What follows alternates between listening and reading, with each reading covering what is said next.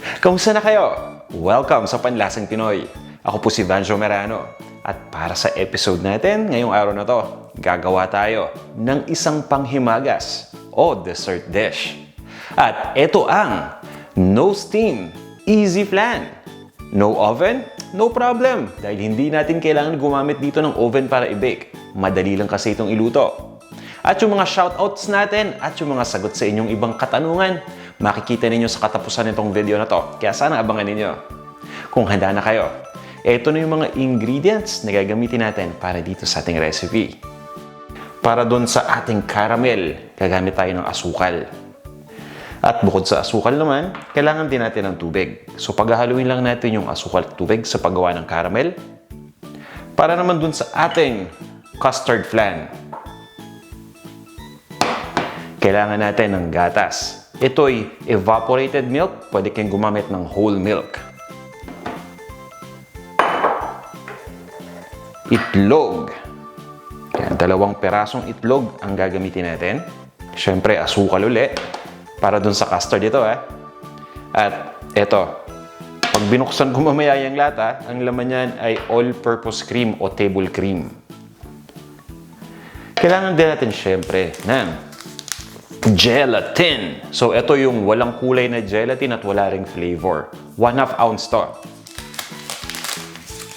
At bukod dyan, gagamit din tayo ng tubig. Ito yung panghahalo natin mamaya sa gelatin. At syempre, pinakahuli, ito yung pampabango. Pampabango! Yan, ang ating vanilla extract. So, mas nakakatulong yan magpabango sa ating custard flan. Kaya, i-ready nyo na lahat ng mga sangkap. At kung handa na kayo, tara na, umpisa na natin to. Umpisa na muna natin sa paggawa ng caramel. Kaya eto, magpapainit lang ako ng isang saucepan. Turn on lang natin. At once na magawa na natin yung caramel, meron ako ditong 2 klaseng molde. Kaya saktong-sakto lang ito para dun sa ating gagawin na custard. So, ilalagay natin yung caramel dito sa 2 molde na ito mamaya kapag ready na. Tatabi ko muna uli. At habang papainit pa lang itong ating saucepan, pwede na nating ilagay muna itong asukal. Ito'y asukal na puti o granulated white sugar. At syempre, kailangan din nating haluin yan. Kukuha lang ka ng panghalo. Ready na natin lahat.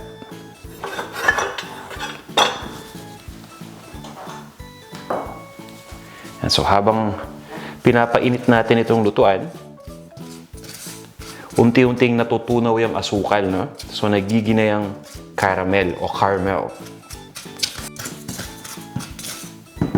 I-adjust ko lang muna yung init sa medium para naman hindi ito masobrahan. At naglalagay din ako ng tubig para mabilis talagang matunaw itong asukal. Konting tubig lang muna. Hahaluin ko lang yan at antayin lang natin hanggang unti-unti nang matunaw itong asukal.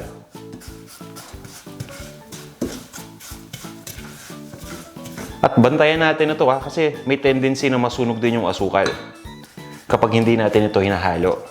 At kapag naaamoy nyo na yung amoy ng cotton candy, yan, ibig sabihin, nagbabrown na itong asukal. So ito, makikita ninyo, unti-unti na siyang nagkakaramelize. So, hahalu-haluin ko lang ito. At itutuloy natin ang pag-caramelize. Yan, hinaan ko lang ng konting apoy. So, yan. Okay na to. Tatanggalin ko na muna dito sa ating lutuan. Since mainit pa to, liquid form. So, ilipat na natin kagad dito sa ating mga molds. Habang mainit pa. Yan, dito sa 2 molds natin. Yan.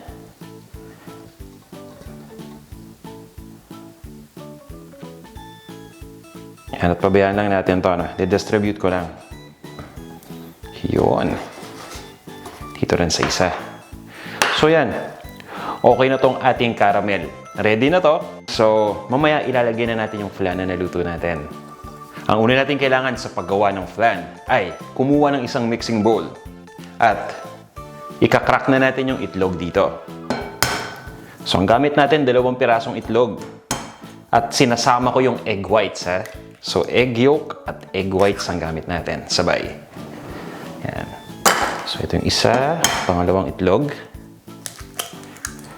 Pagkalagay ng itlog, kailangan lang natin itong i-beat hanggang sa maging smooth na ang texture. Kaya kukuha lang tayo ng wire whisk. Yan. Pwede kayong gumamit ng electric mixer kung gusto niyo. Pero okay lang din naman umano. May exercise pa tayo. So yan, i-beat lang natin yung itlog.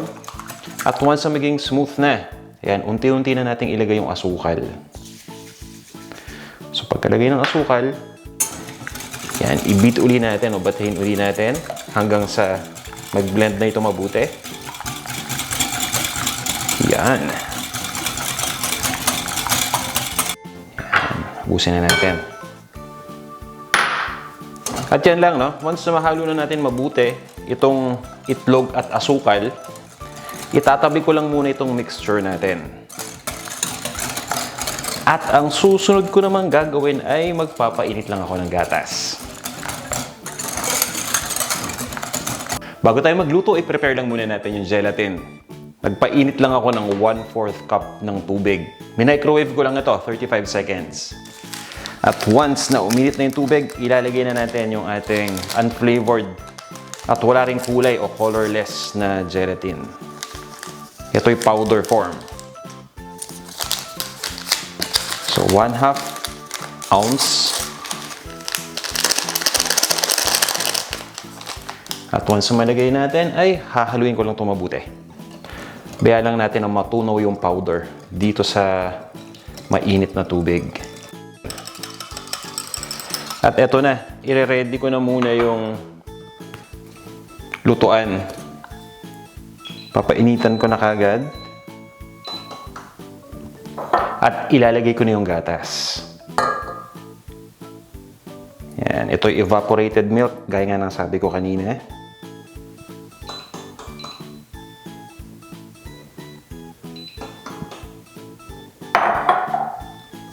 So, kailangan ko lang painitin itong gatas.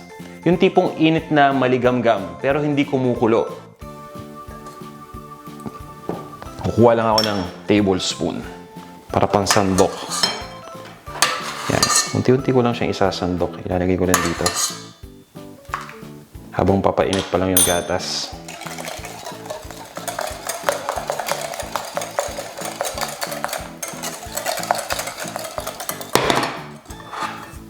Yan. So, hinaan ko pa at umuusok na. Ayaw natin itong kumulo, di ba? So, yan. Dahan-dahan lang.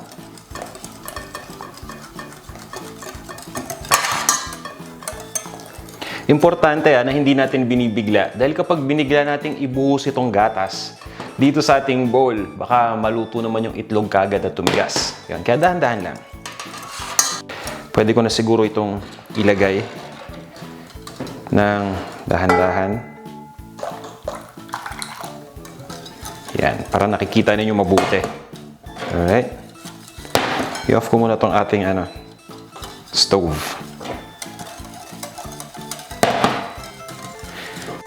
Sa tingin ko, okay na to. So, hindi na natin ilalagay lahat ng gatas, Haluin ko lang mabuti at dahan-dahan ko namang ibabalik yung itlog. So, babalik ko muna yung heat. Ilalagay ko lang sa low.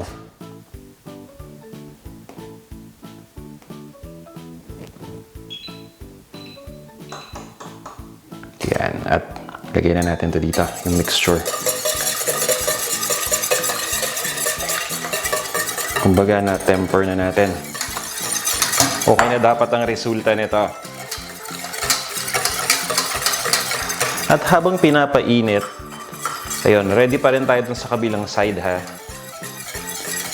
Dito sa ating gulaman mixture. Yan. So, ang gagawin ko, unti-unti kong ilalagay ngayon yung gulaman mixture natin dito sa ating cooking pot. Or yung ating gelatin mixture. Yan. Importante, halo lang ng halo.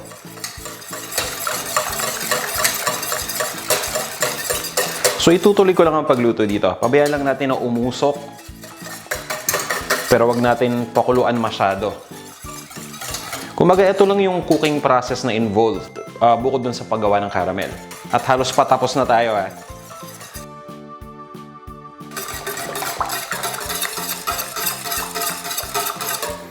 Habang umuusok yan, bubuksan ko na itong lata ng table cream o ng all-purpose cream. Haluin ko lang muna.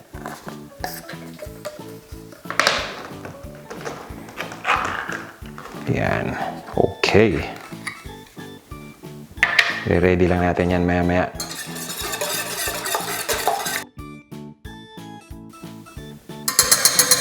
So, turn off na muna natin itong apoy Okay. At once na ma-turn off na natin yung apoy, ililipat ko lang itong naluto na natin na mixture. Dito, pabalik sa ating bowl.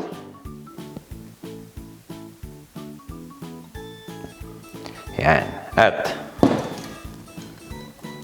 haluin ko lang muna. Okay. Once na mahalo na, ilalagay ko na itong ating all-purpose cream o table cream. Yan. Hinuhuli ko to, hindi ko na niluluto itong table cream. Pati na rin itong ating pampabango. Dahil nakakatulong ito para mag-cool down yung temperature dito sa mixture. Yan. So, ready na to.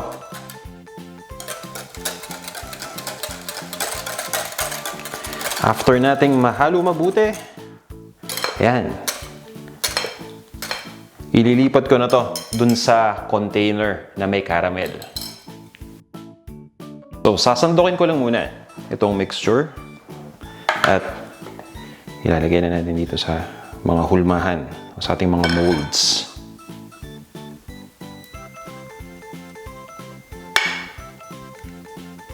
Yun. Pabayaan lang muna nating mag-settle.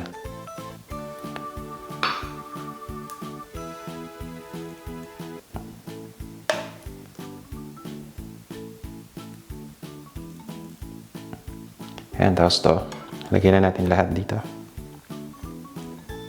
Simutin na natin. At this point ay okay na tong ating easy flan. Kailangan lang natin itong patigasin. Kaya ang gagawin ko, tatakpan ko lang ito ng aluminum foil. Cover lang natin yung ibabaw na part. At ilalagay ko lang ito sa refrigerator once na mag-cool down na. Pabayaan lang natin itong i-refrigerate ng overnight hanggang sa tumigas ng tuluyan. At once na matigas na, tatanggalin na natin dito sa kanyang molde. At pwede na natin itong iserve. Napakadali lang, di ba?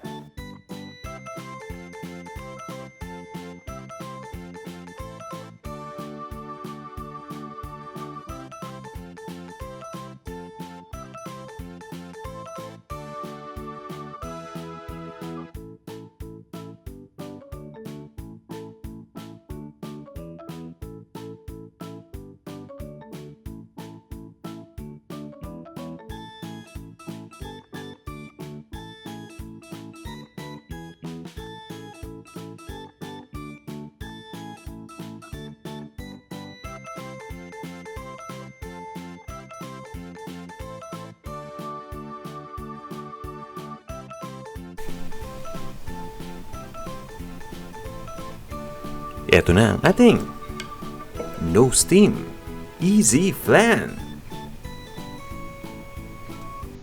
Tara, kain na tayo.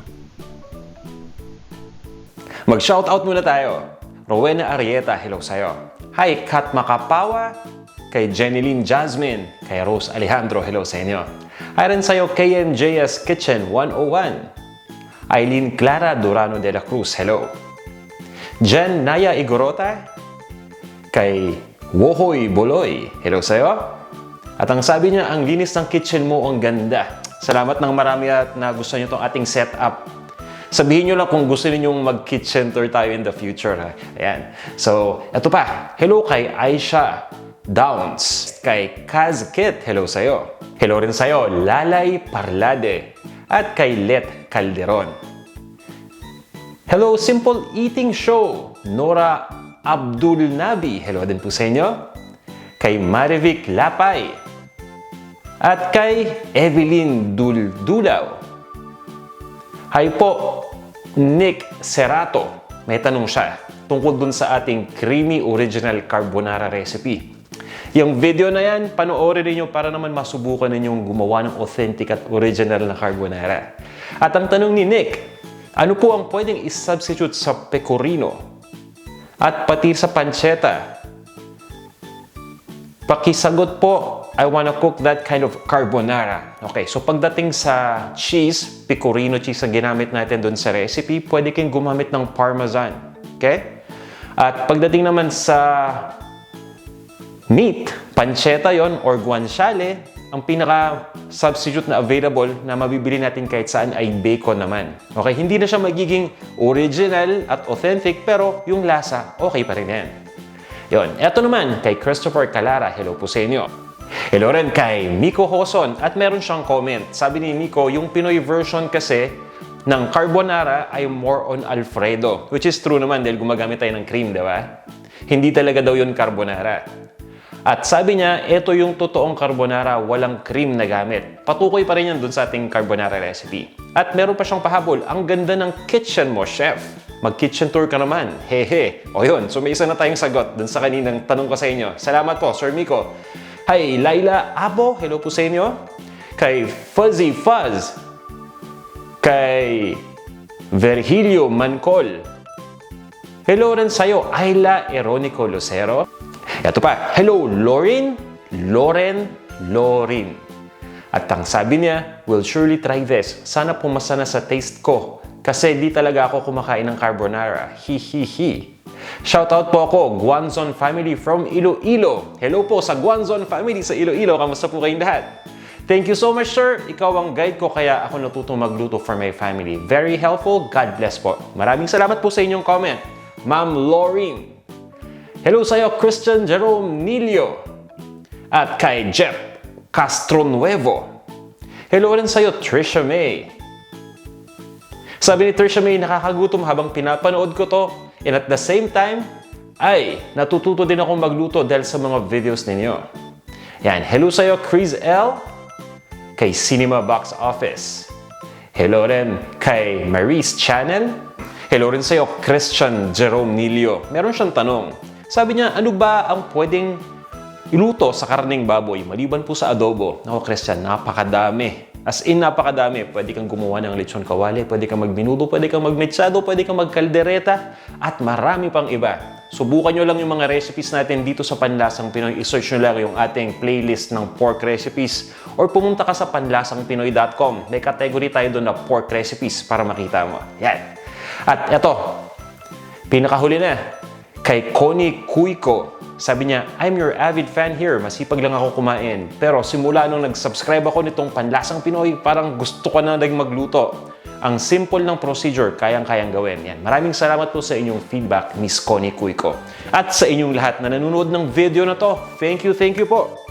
At huwag sana kayong magsawa na manood ng mga videos natin at sumuporta syempre sa Panlasang Pinoy. Magkita-kita tayo ulit sa ating susunod na recipe. Hanggang sa muli.